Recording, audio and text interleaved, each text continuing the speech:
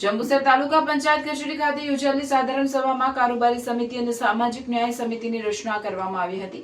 સાથે જ બચત ગ્રાન્ટના આયોજન અને કોન્ટ્રાક્ટ આધારિત વાહનના કરારના રિવિઝન સહિતના મહત્વના ઠરાવો મંજૂર કરવામાં આવ્યા હતા।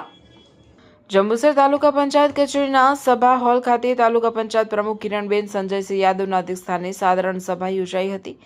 સભામાં તાલુકાના વિકાસલક્ષી મુદ્દાઓ પર ચર્ચા સાથે વિવિધ સમિતિઓની રચના કરવામાં આવી હતી।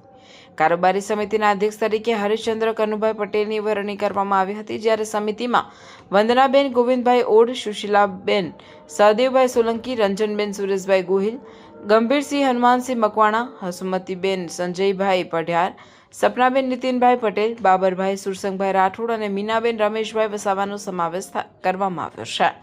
સામાજિક ન્યાય સમિતિના અધ્યક્ષ તરીકે મહેન્દ્રભાઈ મફતભાઈ પરમારની પસંદગી કરવામાં આવશે। સમિતિમાં બાબરભાઈ સુરસંગભાઈ રાઠોડ, મીનાબેન રમેશભાઈ વસાવા અને ભૂમિકાબેન કાળીદાસભાઈ રાઠોડને સભ્ય તરીકે સ્થાન આપવામાં આવ્યું છે।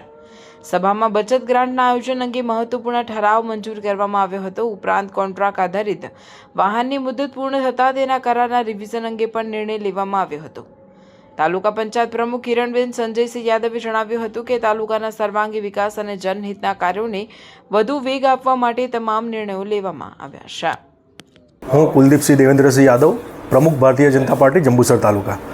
આજ રોજ જંબુસર તાલુકા પંચાયત ખાતે સામાન્ય સભાનું આયોજન રાખેલું હતું।